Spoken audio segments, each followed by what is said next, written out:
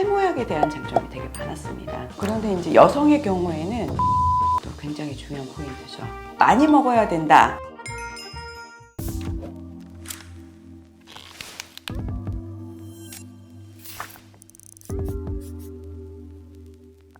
원장님, 임신 안 되는 진짜 이유 영상에 많으신 분들이 댓글을 달아주셨는데 이 약물 관련된 질문이 굉장히 그러니까 나도 놀랐어. 그렇게 질문 많이 달릴 줄 몰랐거든. 이번에는 임신을 준비하면서 복용하면 안 되는 약, 복용해도 좋은 약 알기 쉽게 설명드릴게요. 무조건 끊어야 하는 약물 대표적으로 5가지 얘기할게요. 여드름 약이라든지 비타민 A 제제라든지 혹은 이제 와파린 같은 항응고제, 그리고 MTX와 같은 항암제, 그리고 마지막으로 탈모약이 있습니다. 이러한 약들은 임신 중 복용했을 때 기형을 확실하게 유발한다고 보고가 되고 있기 때문에요. 반드시 임신을 준비 중이시면 미리 상의하셔서 중단하셔야 됩니다.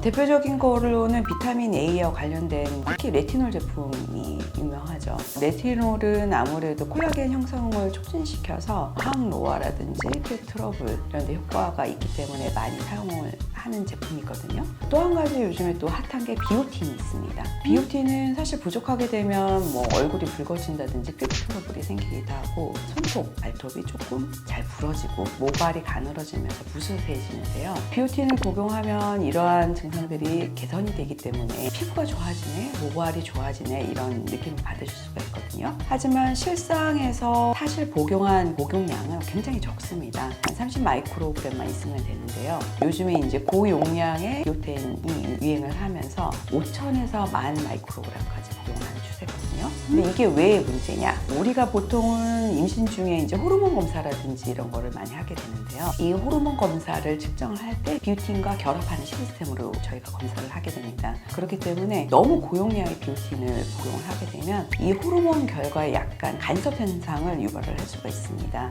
가급적으로 조금 삼가하시는 것을 권해드립니다. 근데 제가 비오틴을 신기하게 먹었었거든요. 버려야지. 많이 안 먹어가지고 그냥 아까워서. 버려야지. 어느 버려. 유통기한 과감하게 버려. 나 남편한테 맨날 혼나잖아. 유통기한 지난 거 킵한다고. 그리고 세 번째로 이제 허브 제품이 있는데요. 우리는 이제 허브는 조금 약간 뭔가 안전하다 이런 이미지가 더 씌워져 있어요. 특히 감초라든지 세인트 존스 워트 같은 성분들이 주의해야 되는 건데요. 소량씩 들어있기 때문에 들어있는지도 모르고 드시는 분들이 많으세요. 감초 같은 경우는 이제 미백 제품에 많이 들어있는 경우가 있고요. 그리고 이제 세인트 존스 워트 같은 경우에는 편안하게 잘 수 있는 그런 제품이기 때문에 생각보다 많이 들어있습니다. 그래서 이런 성분들을 조금 확인하실 필요가 있습니다. 그리고 이제 마지막으로 미백 관련된 제품들이 있어요. 아무래도 이제 대표적인 게 글루타치온이 있겠죠. 고함량 글루타치온을 복용을 한다든지, 그 다음에 트라넥사믹 애시드, 트라넥삼산이라고 많이 들어봤을 거예요. 예를 들어서 이제 멜라논 크림 같은 게 있는데 기미에 좋죠. 사실 이런 안정성에 대해서 완전히 연구가 되거나 확립이 되어 있지 않은 경우가 많거든요. 그렇기 때문에 임신을 준비하실 때는 조금 주의하시는 것을 권해드립니다.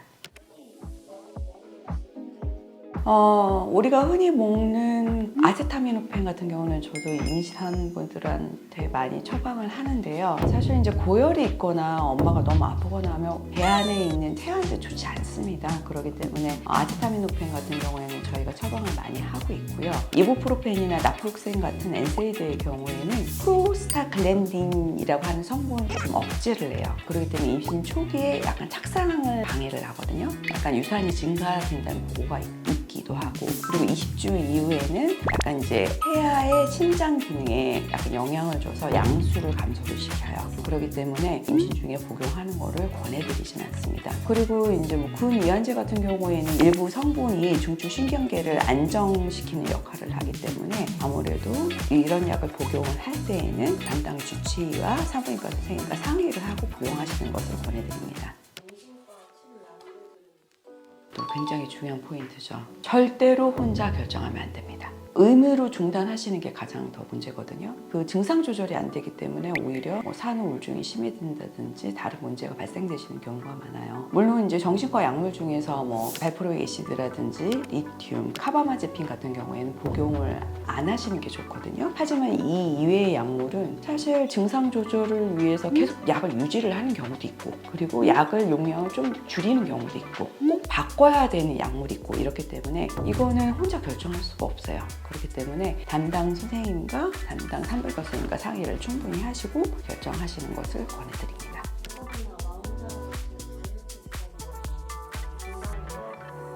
중단해야죠. 최소한 2개월 전에 중단하는 것을 권해드립니다. 미고비 같은 경우에는 반감기가 1주 정도 되고 마음자루 같은 경우는 1주가 넘어요. 체내에서 없어지는데 최소한 8주 이상 걸리거든요. 그렇기 때문에 미고비는 8주, 마음자루 같은 경우는 2달에서 3달 정도 중단하시고 아이를 가지시는 것을 권해드립니다. 근데 이제 쟁점이 뭐냐면 이러한 주사를 맞는 도중에 우연하게도 임신이 되는 경우가 있어요. 이런 경우에 대한 연구나 보고는 아직 없다. 그렇기 때문에 이걸로 인해서 아이를 포기하는 거는 권하진 않는다. 하지만 이제 고용량으로 썼을 때 동물 실험에서 태아가 잘 못 자란다든지 골격계가 약간 문제가 있다든지 하는 보고는 되어 있어요. 하지만 이제 사람을 대상으로 실험을 할 수는 없기 때문에 이거에 대한 아직 확립은 없다. 산부인과 선생님과 상의를 하셔야 될 것 같습니다. 엽산은 얼마나 먹어야 되고 적게 먹으면 효과가 없는 건지. 많이 먹어야 된다라는 생각에 많이 젖어 있으신 건데 꼭 그렇지는 않습니다. 엽산은 중요한 게 기간이에요. 최소한 한 달 전에 복용하셔야 되고 3개월 이상 유지하시면 가장 좋습니다. 용량도 400에서 600 마이크로그램만 드시면 되세요. 그래서 꼭 고용량으로 드셔야 되는 건 아니고 고용량으로 드시는 경우는 신경관 결손이 있었다든지 이런 문제가 있었던 경우에 선생님과 상의를 해서 고용량으로 복용을 하시면 됩니다. 남성 같은 경우는 약간 논란은 있는데 아무래도 이제 탈모약이라든지 아니면 이제 스테로이드 제제, 그 다음에 이제 남성 호르몬 제제, 그리고 항암제 이런 것들은 아무래도 중단하시는 게 좋겠죠. 제가 보기에 이제 여러 가지 질문들이 달렸는데 탈모약에 대한 장점이 되게 많았습니다. 근데 난 또 이해를 해 이거를. 기껏 탈모약 먹어가지고 머리가 다시 났는데 다시 빠질 거 아니야.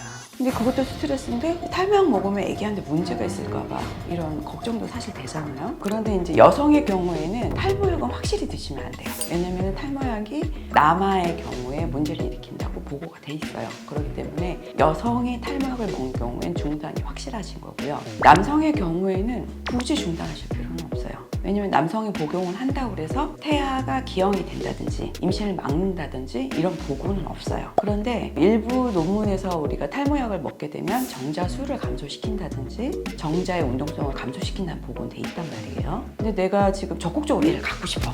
그런 경우에는 중단을 하시는 게 좋겠죠. 그럼 뭐 얼마나 중단을 하냐? 우리가 이제 정자가 만들어지는데 한 75일에서 90일 정도 걸린단 말이에요. 보통 한 3개월 정도 중단하시고 시작하시는 게 맞다고 봅니다. 그래서 이거는 남성분의 경우에는 상황에 따라 틀리다. 이렇게 말씀을 드리고 싶어요.